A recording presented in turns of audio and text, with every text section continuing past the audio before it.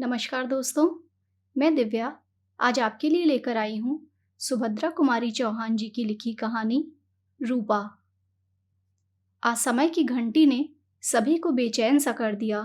अभी आधा घंटा भी नहीं हुआ, मैट्रन जेल बंद करके गई है। फिर तुरंत ही वह घंटी कैसे? जेल जीवन से घबराई हुई बहनों ने सोचा शायद उनकी ही रिहाई का फरमान आया हो, जिनके मुलाकाती बहुत से दिनों से ना आए थे। उन्होंने अंदाजा लगाया शायद उनसे कोई मिलने आया है। जिन्हें किसी तरह के सामान की प्रतीक्षा थी, उन्होंने समझा उनका सामान ही आया होगा। मेरी 3 साल की बेटी ममता दौड़ती हुई आई और मेरे गले में लिपट कर बोली, अम्मा उठो, चलो, घंटी बजी है, फाटक खुलेगा, आज तो हम लोग भी छूटने वाले हैं। मैं अच्छी तरह जानती थी कि उसकी आशा कितनी निराधार है, फिर भी उसका मन रखने के लिए उसके साथ फाटक की ओर चल पड़ी। जमादारिन जल्दी जल्दी अपना पल्ला संभालती हुई आई। ताला खोलकर उसने फाटक खोल दिया। असिस्टेंट जेलर के साथ एक 24-25 साल की स्त्री अंदर आई और एक तरफ चुपचाप खड़ी हो गई। उसके साफ कपड़े और गंभीर मुद्रा से बहुत सी बहनों ने अंदाजा लगाया कि अभी शायद राजबंदनी है। जेलर ने जमादारिन को बुलाया और उसे धीरे धीरे समझाकर चला गया। जमादारिन ताला बंद करके अंदर आई। अपने हाथ की छड़ी से उस नई आई हुई स्त्री को मारती हुई बोली, चल हरामजादी, बच्चे को मारना ही था तो उसे पैदा क्यों किया था? मार से वह स्त्री तिलमिला सी उठी, फिर भी जमादारिन के आगे आगे जल्दी जल्दी चल पड़ी, शायद इस डर से कि कहीं दूसरा प्रहार भी ना हो जाए। परंतु जमादारिन को इतने ही से संतोष कैसे हो जाता? उसने और भी जोर से मारते हुए और अश्लील गालियां देते हुए कहा, आंख दिखाती है रंडी, देख तो नंबरदारिन, उधेड़ ले चमड़ी राण की और गुना खाने में बंद कर दे। अब मुझसे ना सहा गया। मैंने कहा, जमादारिन, मैट्रन ऐसा करे तो करे, पर तुम बाल बच्चे वाली स्त्री ठहरी, तुम किसी पर बिना जाने क्यों हाथ उठाती हो? जमादारिन का स्वर उसी समय बदल गया। उसने मुझे देखा ही ना था, नहीं तो शायद इस बेरहमी से ना मारती। बोली, आप नहीं जानती बहन जी, यह खूनी औरत है, अपने बच्चे को मार डाला है इसने। मैंने कहा, उसके अपराध की सज़ा तो कानून से छोटी सज़ा से लेकर फांसी तक हो सकती है। तुम्हारा काम तो उसे अपनी देख रेख में बंद रखना भर है, तुम वही करो, सज़ा का काम देने वालों पर छोड़ दो। वह गुनाखाने में बंद हो गई। सब लोग अपने अपने काम में लग गए, मगर मुझे उस औरत की याद न भूली।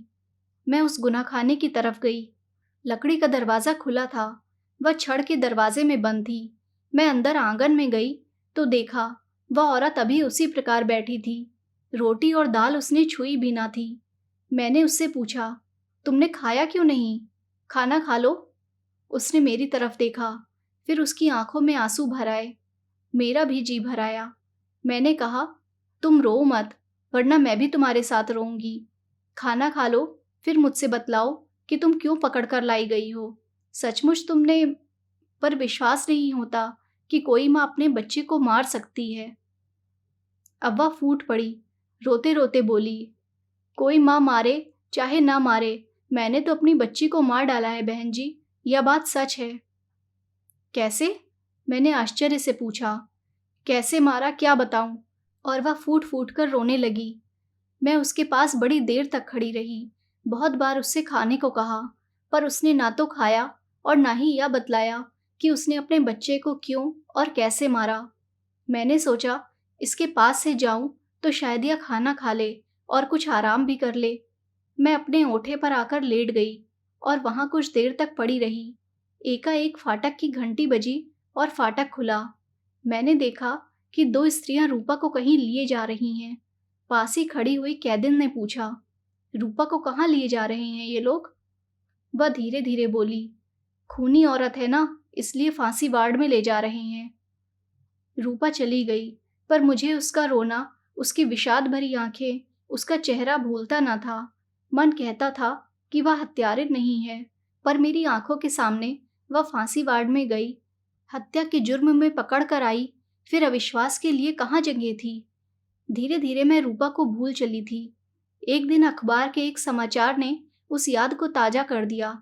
समाचार था, गांव में रूपा नाम की स्त्री अपनी 6 साल की बच्ची को लेकर कुएं में कूद पड़ी। खबर होते ही गांव वाले आ गए और माँ बेटी को कुएं से निकाला। बच्ची तो मर चुकी थी, लेकिन रूपा को कोई हानि ना पहुंची थी और वह बच्ची की हत्या करने के अपराध में पकड़कर जबलपुर सेंट्रल जेल में लाई गई। बच्ची को लेकर वह कुएं में क्यों कूदी, इसका कारण अज्ञात है। मैंने अखबार पढ़ा और जान गई कि हत्यारिन रूपा है। मेरे रहते ही 2 महीने बाद एक रोज आजन्म कारावास का दंड लेकर रूपा फिर जेल में आ गई। दयालु मजिस्ट्रेट ने उसे फांसी न देकर आजन्म कारावास की सजा दी थी। रूपा सब स्त्रियों के साथ जेल में काम करती, मगर चेहरे पर विषाद की छाया बनी ही रहती। एक दिन मैं बीमार पड़ी और वह मेरे पास सेवा शुश्रूषा के लिए भेजी गई। मैं करीब करीब 2 महीने बीमार रही। अस्पताल में मैं अकेली अपनी बच्ची के साथ रहती थी। रूपा दिन रात मेरे पास रहती। मेरी बच्ची को वह बहुत ज़्यादा प्यार करने लगी थी। बच्ची भी उसे घड़ी भर न छोड़ती थी। आश्चर्य तो यह था कि मेरी बच्ची साफ साफ बोल न पाती थी, फिर भी रूपा उसकी सब बातें समझ लेती थी। एक दिन किसी ने बच्ची ममता को साफ ना बोलने के लिए चढ़ा दिया था और बेचारी उदास होकर सो गई थी। इसी चिंता में मुझे नींद ना आ रही थी। जेल में एक बच्चा और था।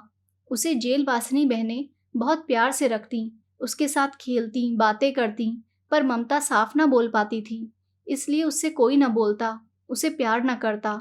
यहाँ तक कि खेलने के लिए सुंदर सुंदर खिलौने, फल, मिठाई उस बच्चे को दिए जाते और ममता खड़ी खड़ी टुकुर टुकुर देखा करती और फिर रोती हुई दौड़कर मेरे पास आती और कहती, अम्मा, भाभी ने बाबा को तस्वीर की किताब दी है, मिठाई दी है, अम्मा मुझे भी तस्वीर की किताब मंगा दो। जेल में वे चीज़ें मैं कैसे उसी समय मंगा कर दे सकती थी। कम से कम मेरे साथ तो जेल में यही होता था कि एक चीज़ 15 दिन पहले कहने पर मिलती थी। ऐसी बातें प्रायः हो जाया करती थीं और इन्हीं कारणों से मैं बहुत दुखी रहा करती थी। उस दिन भी ऐसा ही कोई कारण था और मैं सो ना सकी थी। रूपा मेरे पास आई, बोली, हाथ पैर दबा दूं बहन जी, आपको नींद नहीं आती? मेरे बहुत रोकने पर भी रूपा मेरे पैर दबाने लगी। मैंने उसका हाथ पकड़कर उसे अपने पास बिठा लिया और कहा, रूपा, आज तुम मुझे बताओ कि तुम बच्ची को लेकर कुएं में क्यों कूदी थी? वह बैठ गई। उसके चेहरे का विषाद कुछ गहरा हो गया। बोली, बहन जी, मेरी गोपा इसी तरह थी जैसी आपकी ममता है। आपने बम्बई जाकर सैकड़ों रुपए खर्च करके ममता का मुंह ठीक करवा लिया है, पर मेरे पास रुपया कहाँ से आता? गोपा का बाप कहता था, खूब रुपया कमाकर अपनी गोपा को बम्बई ले जाकर ऑपरेशन करा देंगे, तब सब ठीक हो जाएगा। और इसीलिए खूब रुपया कमाने के लिए वह लड़ाई पर चला गया। तब से उसकी कोई खबर नहीं मिली। इधर मैं अकेली और ज़रा सी गोपा, जहाँ मेहनत मजूरी को जाती, वहीं बच्चे और कभी बड़े बड़े लोग तक गोपा को साफ ना बोलने पर चढ़ाया करते। लड़की चिढ़ती, दिन भर रोती, मैं उसका मुंह पकड़ती। बिना मेहनत मजूरी के काम न चलता और जहाँ जाती वहीं यह बात होती। जिस दिन मैं कुएं में कूदी थी, उसके एक दिन पहले मैं एक जगह मजूरी के लिए गई थी। ऊपर मैं कुछ काम कर रही थी और वहीं जीने पर गोपा एक लड़की लिए बैठी थी। नीचे मोहल्ले भर के 10-12 लड़के लड़कियां उसे चढ़ा रहे थे। वह कभी इसे कभी उसे मारने दौड़ती, पर वे थे 10-12 और गोपा अकेली। मैंने देखा, मुझे बड़ा क्रोध आ गया। गोपा को मैंने गोद में उठा लिया और पास ही जो लड़का उसकी चोटी खींच रहा था, उसे हल्के से पीठ पर मार दिया। बस फिर इसी बात को लेकर उन लोगों से कहा सुनी हो गई। अब मुझे काम भी ना मिलता, पैसों की तंगी होने लगी। इधर बच्चे गोपा को और ज़्यादा चढ़ाकर तंग करने लगे। सोचा, अभी छोटी है, समझती कम है, जब बड़ी होगी तब गोपा को कितना बुरा लगेगा। मेरी गोपा दुखी हो जाया करेगी और कहीं मैं मर गई तो? फिर बहन जी, मेरे मरने के बाद गोपा की जो दुर्दशा होगी, उसे सोचकर मैं पागल हो गई और उस दुर्दशा तक गोपा ना पहुंच सके, इसलिए आगे वह कुछ ना कह सकी। पास ही पड़ी हुई ममता को मैंने और पास खींचकर छाती से लगा लिया। मेरी छाया मुझसे बात कर रही थी। धन्यवाद।